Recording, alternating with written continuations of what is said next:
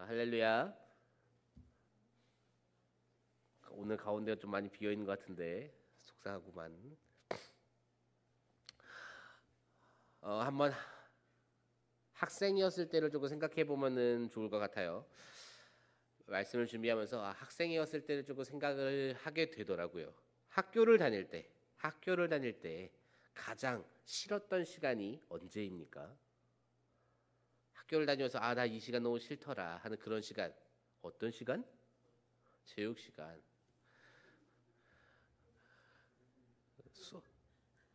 저는 학교를 다닐 때 수업 시간이 참 싫었습니다. 학생이 수업을 싫어하면은 뭐하러 학교를 다니는가 싶었지만, 정확히 말을 하면은 이 수업 시간이 싫다기보다는 시험 시간이 너무나 싫었어요. 시험이 싫다 보니까 자연스럽게 수업이 싫어진 거지. 저는 수업을 싫어하진 않았습니다. 시험을 싫어하다 보니 수업 시간이 싫어졌죠.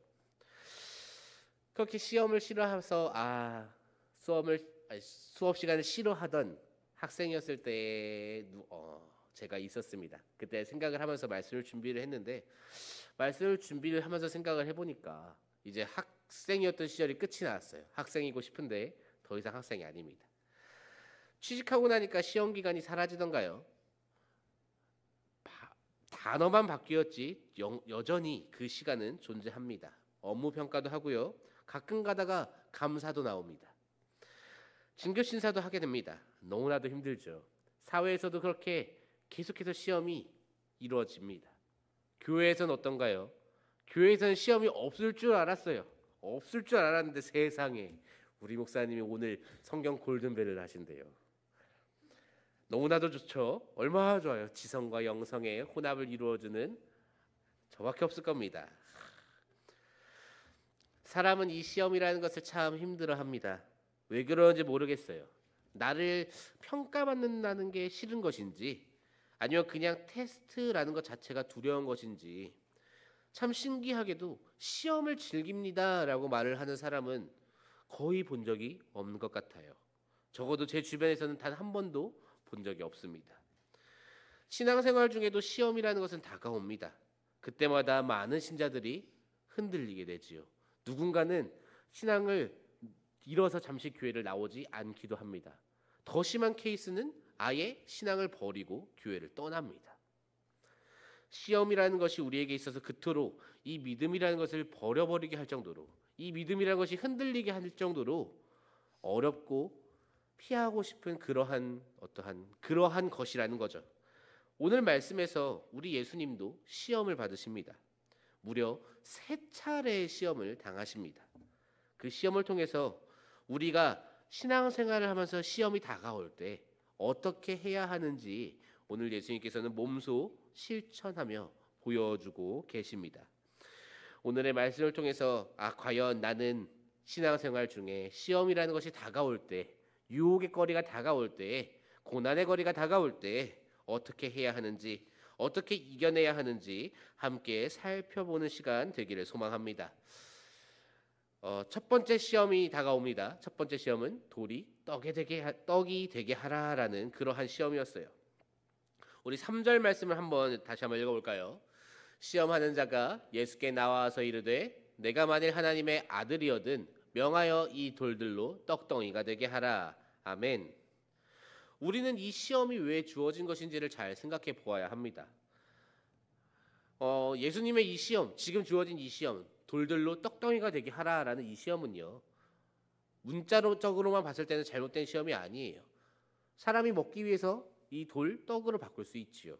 그리고 예수님께서 지금 어떤 상태이십니까?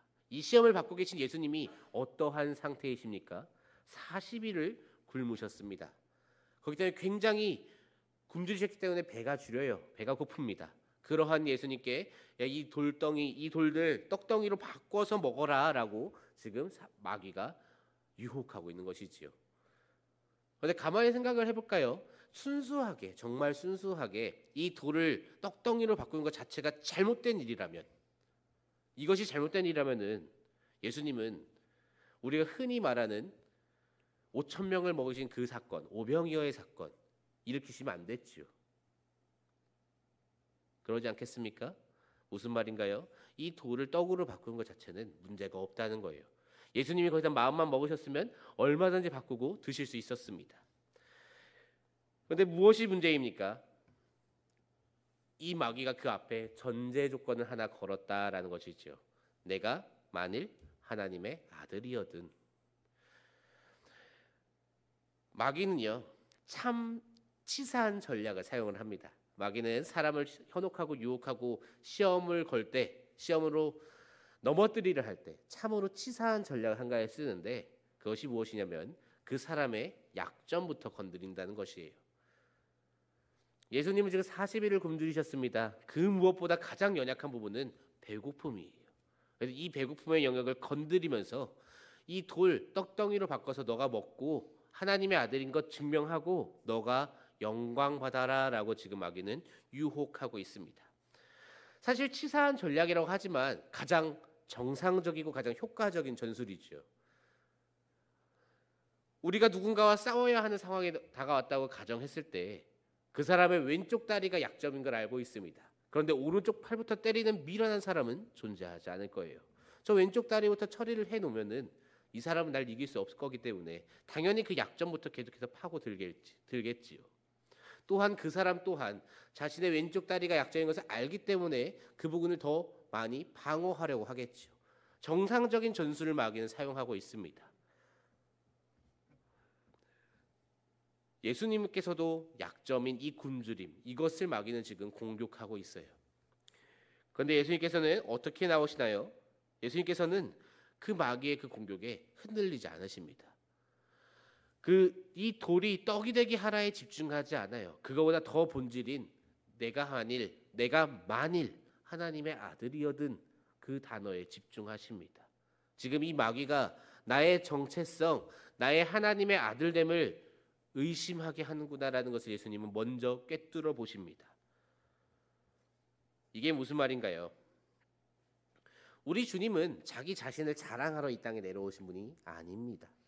그렇기 때문에 이렇게 능력을 드러냄으로써 스스로 영광을 받으시기를 원치 않으십니다. 그래서 우리 주님께서는 그 능력을 드러내시는 것이 아니라 어떻게 승리하십니까? 자기 자신을 높이는 것이 아닌 하나님의 말씀을 통해 하나님께 영광을 돌리며 승리하시지요. 사람이 떡으로만 살 것이 아니라 하나님의 말씀으로 살아야 한다라고 말씀하시면서 나를 높이는 것이 아니라 예수님 자기 자신을 높이는 것이 아니라 하나님의 그 말씀에 대한 권위를 철저하게 높이십니다. 예수님께서 보여주신 이 첫 번째 시험에서 이 싸움은 유혹이 나의 약점을 공격하고 올지라도 말씀을 정확하게 붙들고 그리고 본질을 꿰뚫고 있다면 패배하지 않는다라는 것을 보여줍니다. 사랑하는 다니엘 청년부 여러분, 우리는 우리의 약점을 너무나도 잘 알아요. 언제 내 신앙이 언제 흔들리는지 스스로도 사실 잘 알고 있습니다. 누군가는 인간관계일 수 있고요. 누군가는 금전적인 문제일 수 있겠죠. 그것을 뻔히 알고 있는데 그리고 뻔히 그렇게 공격이 들어오는데 뻔히 흔들리면서 왜 하나님 나를 도우시지 않으십니까? 라고 하는 것은 그것은 아직 내가 말씀에 대한 권위를 세우지 못했다라는 것이죠. 말씀에 대한 권위를 분명하게 세우시기를 소망합니다. 어떠한 시험이 비록 내 약점을 후비고 들어오더라도 정말 쑤시고 들어와서 너무나도 고통스러울 것 같더라도 우리가 말씀 위에 올바르게 서 있더라면은 그 사탄의 시험은 결코 우리를 무너뜨릴 수 없으리라 확신합니다. 그렇게 흔들리지 않는 신앙생활하는 우리 다니엘 청년부 되기를 소망합니다. 계속해서 두 번째 시험을 줍니다. 두 번째 시험은 무엇입니까? 뛰어내리라 라는 것이었죠. 6절 말씀입니다. 이르되 내가 만일 하나님의 아들이거든 뛰어내리라 기록되었으되 그가 너를 위하여 그의 사자들을 명하시리니 그들이 손으로 너를 받들어 발이 돌에 부딪히지 않게 하리로다 하였느니라. 아멘. 자, 높은 곳에서 뛰어내려도 너가 진정 하나님의 아들이면 어떻게 된다고 합니까? 돌에 부딪히지 않을 것이다 라고 유혹하고 있습니다. 마귀는 지금 이것을 스스로 생각해서 상상해서 하는 게 아니에요. 하나님의 말씀을 인용해서 말을 합니다. 기록되었으되 하면서 마귀가 야, 하나님께서 이렇게 말씀하시더라. 마귀는 지금 하나님의 말씀을 인용해서 예수님을 시험에 빠뜨리려고 합니다. 어떠한 말씀이었는지 한번 볼까요? 우리 시편 91편 11절과 12절 말씀입니다. 그가 너를 위하여 그의 천사들을 명령하사 내 모든 길에서 너를 지키게 하심이라. 그들이 그들의 손으로 너를 붙들어 발이 돌에 부딪히지 아니하게 하리로다. 아멘.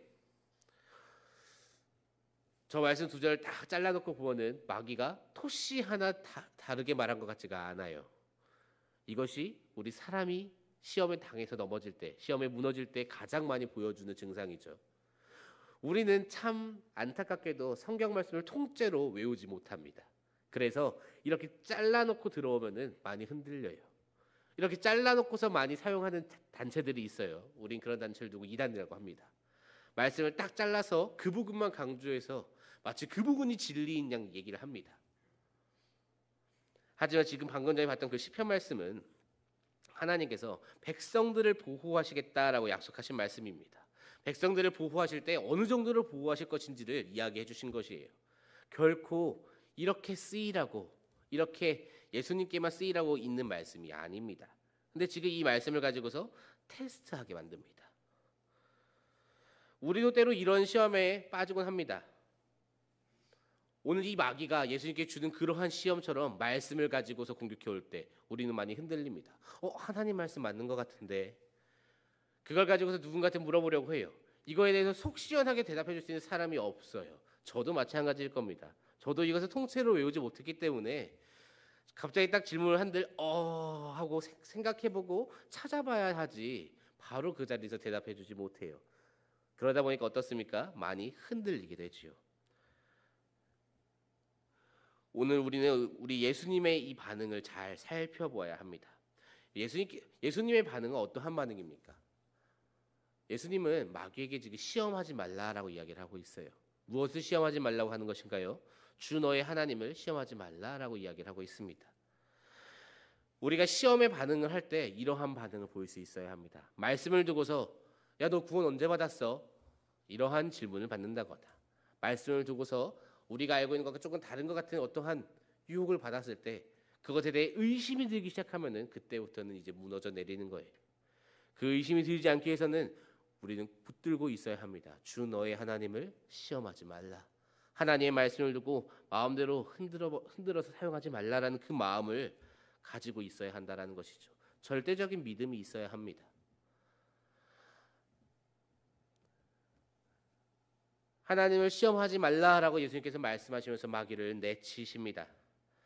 절대적인 믿음이 있어야만 가능한 일이죠. 예수님도 궁금하셨을 수도 있어요. 나 여기서 뛰어내리면 어떻게 될까? 궁금하셨을 수도 있습니다. 예수님도 사람이시거든요. 얼마든지 궁금하실 수 있겠죠. 아까 돌들로 떡덩이가 되게 하라는 궁금하지 않았겠습니까? 나에게 진정 그러한 능력이 있을까? 궁금하지 않았을까요? 하지만 예수님은 시험하지 않아요. 자신에게 그 능력이 있으리라 확신합니다. 어떻게 확신하는 것인가요? 내가 하나님의 아들이라는 것을 분명히 믿기 때문에 이 마귀의 유혹에 넘어가지 않는 것이죠. 우리는 그러한 믿음이 있어야 합니다. 그 믿음이 우리 안에도 동일하게 있기를 소원합니다. 계속해서 세 번째 시험이 주어집니다. 세 번째 시험은 내게 절하라라는 시험이었습니다. 그러하면, 엎드려서 절하면 이 세상 모든 것을 다 너에게 주겠다라고 이야기를 합니다. 우리 본문 9절 말씀입니다. 이르되 만일 내게 엎드려 경배하면 이 모든 것을 내게 주리라. 아멘. 예수님께서는 이러한 시험에는 꿈쩍도 하지 않으세요. 주 너의 하나님만을 경배하라며 주 여호와 하나님만 경배하고 섬기라며 말씀하십니다. 이 세 번째 시험은 조금 앞에 첫 번째와 두 번째 시험과는 조금 결이 달라요. 이 전까지는 하나님의 아들이거든 하면서 마귀가 예수님의 그 신성을 대놓고 시험합니다. 그런데 이번에는 그 문구가 나오지 않아요.